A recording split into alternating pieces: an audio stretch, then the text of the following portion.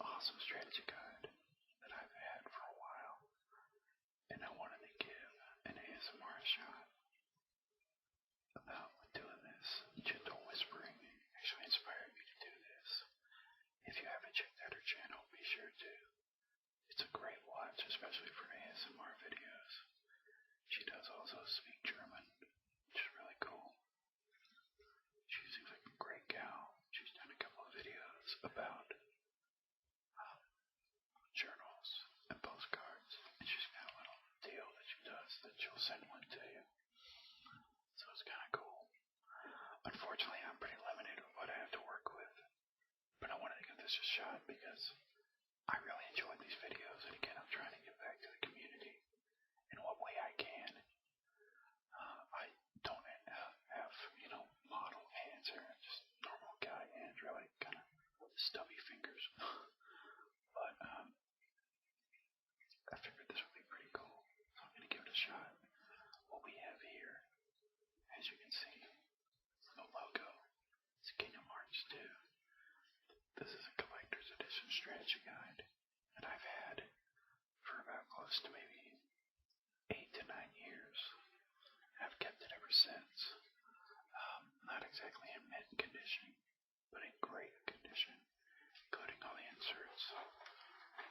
And what we have is 2 different books. As you can see, you've got Sora here. That is his ultimate form, where he can dual wield 2 keyblades. And it's actually a really great damage boost. But we're going to start with this book, which contains character information. We're going to kind of flip through, look at some of the artwork, kind of look at some of the characters, go from there. So first off, we have a really cool table of contents page where you can actually make notes. You can mark your best scores right here and different things. And then you've got a breakdown of the main characters, which you have Roxas, you have Aner, you have Pins, who's actually a really lovable character. You have Alette, and you have Yen Sid. Now Yen Sid should look familiar to Disney veterans because he was in Fantasia. That's the hat that Mickey steals to give the brooms life and to try to clean up, but of course, as we all know, it ended up fairly chaotic. Moving on, you've got different Disney characters. You've got the fairy godmothers. You've got Cypher and Ray and Fu. Cypher is from Final Fantasy VIII. These two, from what I remember, were actually brand new to the series. Although Rage and Infusion, no, I'm totally wrong. They were actually in Final Fantasy VIII. I remember that now. I get my nerve points back. So, you've also got Setzer. Quick shot here. There we go. And you've got Vivi from Final Fantasy IX. And you've got different things down here. These are mainly more interactive characters throughout the game. You've got a page full of random stuff right here. Talking about Twilight Town. Different skill tables, which we're not really interested in at the moment. I just want to go over the basics of the game. Again, here's where Hollow Bastion, where different characters are introduced. You've of course got one of my all-time favorites, which is Leon, or Squall. He's trying to change his name. You've got Sid, who is a staple of every Final Fantasy game. You've got Cloud, who should be recognizable no matter whether you play video games or if you even know about video games. He is probably one of the most notable good guys in gaming history. And of course you've got Aerith, who suffers at one of the most tragic moments in gaming history, with a core being shoved through her back, which is really depressing. But at the time of her death in the original game, as it is now. So, you didn't really have an opportunity to vent about her death. Spoilers, but if you haven't played Final Fantasy VII yet, you should really catch up. Of course, you've got Tifa from Final Fantasy VII, who a lot of male gamers will recognize by a couple of her assets. You've got Yuffie, who is technically a secret character. In Final Fantasy VII, you didn't exactly have to have her to beat the game, but she was an awesome character to have. Moving on, you've of course got some Disney staples here. You've of course got Merlin, and Huey, Dewey, and Louie. You've also got Scrooge McDuck. That's another favorite. Grady Duck. And of course you've got these three from Final Fantasy X too. You've got Riku and Yuna. They are from the original Final Fantasy X, but joining them in X-2 was Pain, who is YRP. Kind of a Charlie's Angels kind of gig right there. It's kind of cool. I enjoyed the game.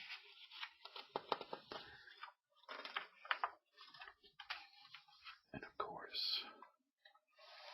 everybody should know this guy, who is Sephiroth, and the One-Winged Angel. So moving on a little bit, you get different characters introduced at different times. You've got Mulan, Ping, and Mushu. Of course, Mulan is Ping. She's a cross-dresser in classic Disney style.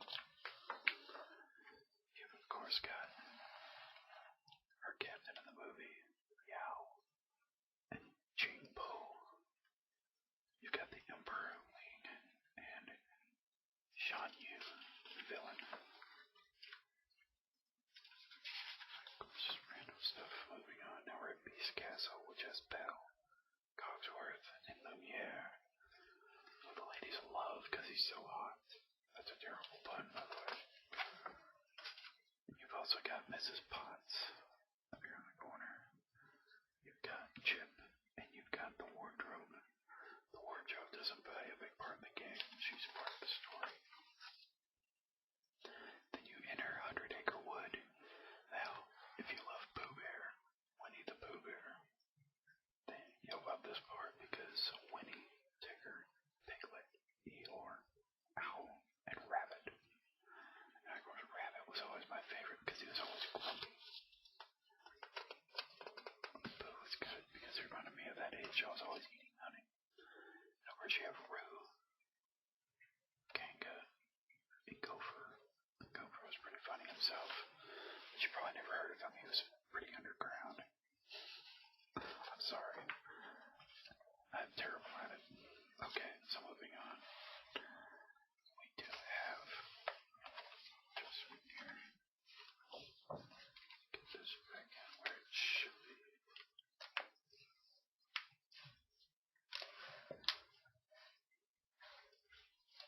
Sticker sticking out. Got Hercules. And of course, Philoctetes, who was voiced by Danny DeVito. I had to think about that for a minute.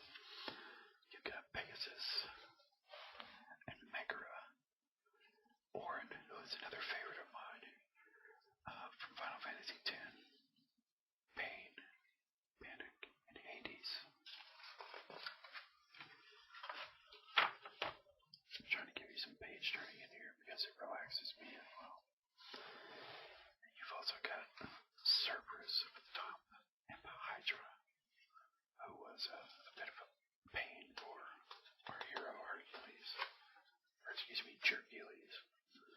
So, moving on to Disney Castle, you have Queen Minnie and Daisy Duck, who is the betrothed to Daffy Duck.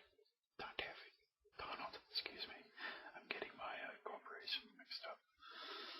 And then, of course, Minnie. Well, if you don't know Minnie, then you've been living under a rock. But married to Mickey. And up here, you've got Chip, the Brooms from Fantasia, and Dale. Chip and Dale, Rescue Rangers.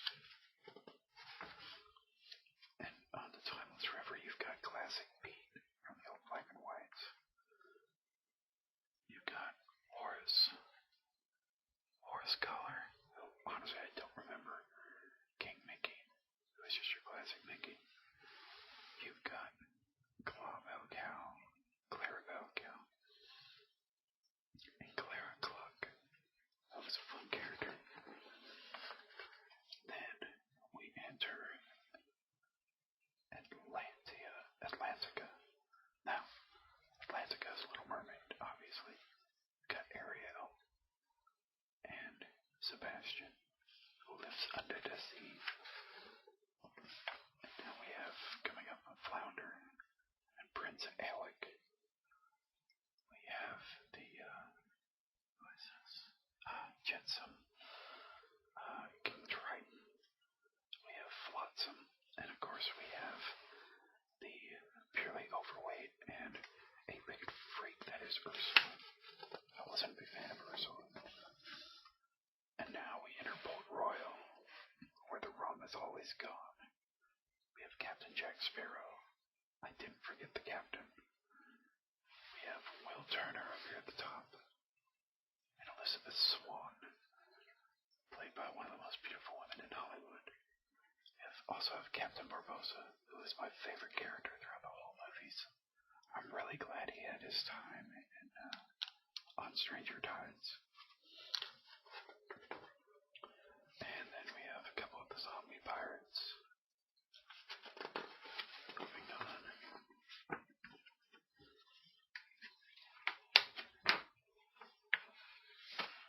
We come into Agrabah, a whole new world with Aladdin and the magic carpet, my favorite character. And of course, you have Iago and Naboo, Princess Jasmine, and the Genie too. Genie, of course, is a classic favorite. You have the Peddler.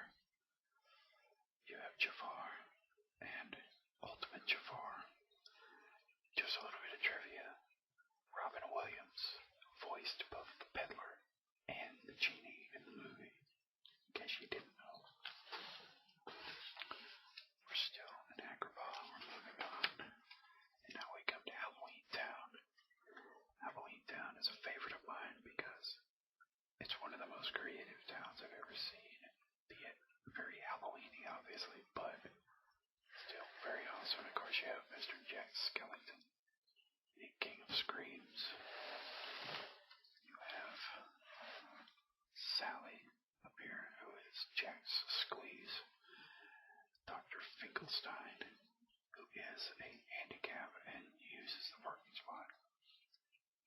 You also have the mayor, who could be a more rotund Two-Face, but a bit of a wimp.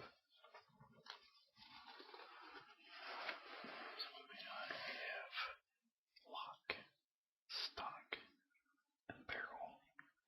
We've also got the Bathtub, which was kind of a miniature character, but their form of travel in the game. You've got Santa Claus, the Experiment, which is a boss in the game, and of course, Oogie Boogie, who needs to lighten up on the roaches. And we're moving on. And of course,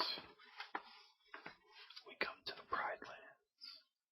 Probably the most classic Disney film ever, aside from Sleeping Beauty. At least for me and my growing up. We have Simba, of course. We have Timon and Mufasa, Simba's father. Spoilers. He meets a tragic fate. We have Rafiki, and we have Nala, and of course, Pumbaa here up top, not to be forgotten, because this guy single-handedly saves the day. Also, he doesn't exactly know how to deal with his own Salishay aroma, but you get used to it after a while, I suppose. And of course, the villains. Now in the game, they added Pete, who is actually one of the main bosses that is trying to take hearts, and he's in cahoots with a lot of the other villains, so that's a bit of a spoiler for the game, but be sure to play it. So you have Scar, you have the ghost of Scar, and of course you have Shenzi, and Banzai, and Ed. Ed was the Salishay. Should have been wearing a helmet. Shenzi was voiced by Whoopi Goldberg in the movie, in case you didn't know. And we're moving on. Now we have Space Paranoids, classic film if you've never seen it, based on Tron. Now, I should note, this is not the actual film. The actual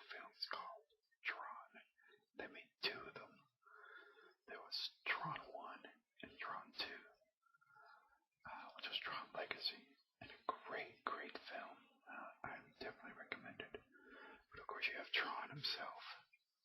And you have Sark.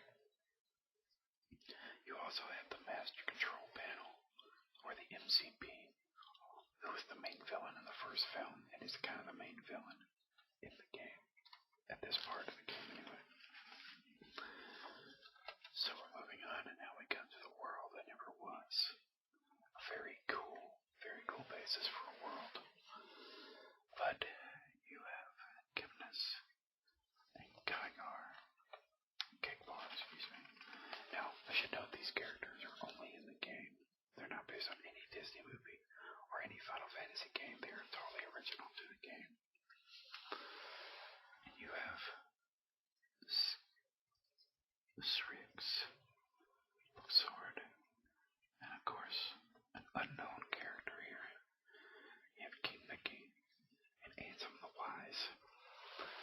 Ansem the Wise right here is a collector throughout the game. He's collected data for everything.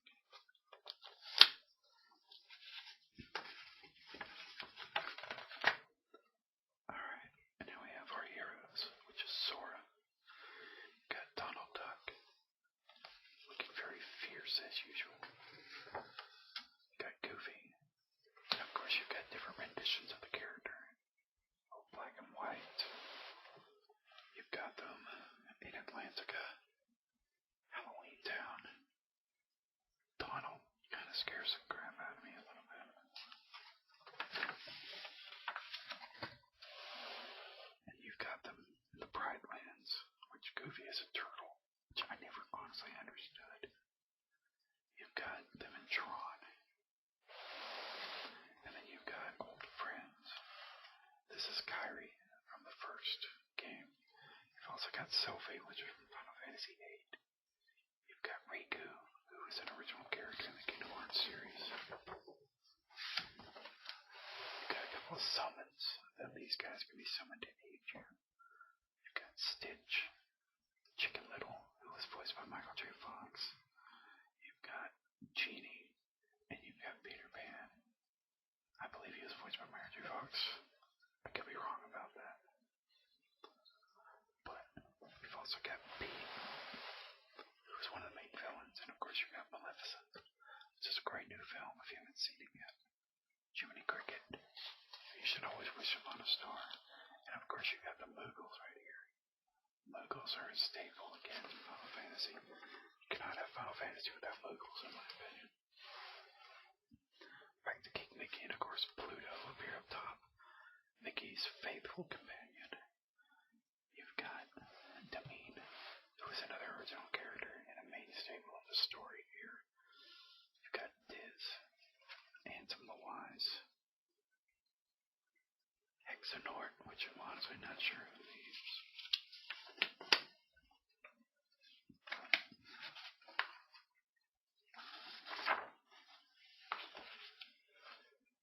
But you've got Vexen, Elixirus, Sixoid, Axel, Dwayne, and Strix. And then you've just got a bestiary of enemies. A bestiary is a collection of enemy information. Got different stuff in it. Dragoon, Dancer, Berserker. And of course you have a collection of stickers. And the acknowledgement and the journal. This is just all the great people that worked on the game and the strategy guide. Different stickers, which I never used. So moving on to the next part. If you're still watching, I hope you are relaxed and able to enjoy it. Next, we come to the main strategy guide.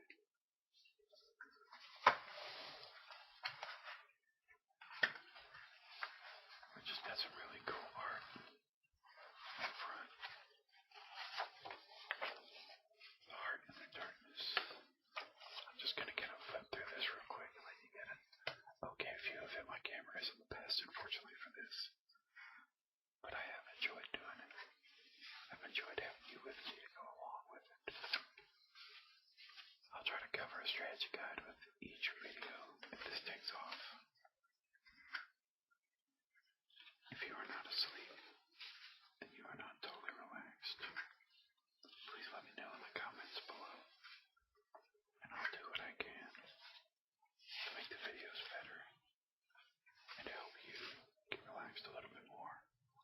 because that's what this video is about. Is to share nerdy moments, gamer moments, and help you relax and potentially get to sleep, which is exactly what I do. The main ASMR video. You've got Lionform Roxas, probably one of the cutest little guys in the game. Again, I'm just kind of flipping through it. Just kind of giving you some page flipping. Not exactly the best sounds.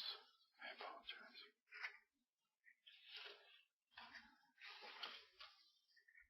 Mickey, Riku, playability list. This game is so in-depth that it's crazy. There's so much customization you can do with so many combos. Mail delivery. And then of course we're starting the story. Twilight Town map. Got Cypher right here. At least your rival in the game for the most part. Of course we've got Aerith there on the side. And YRP. Mulan. I want you to be true to your heart. That's a little trivia from the soundtrack of the original Mulan film, which was stung by CV498 degrees. How old do I feel right now? So, area maps, Beast Castle. I always liked Beast. He got a good woman by his side, although he was a bit of a grump. Hercules. I just recently picked up Hercules and Road to El Dorado. Finally, it came into the store that I work at and I picked it up.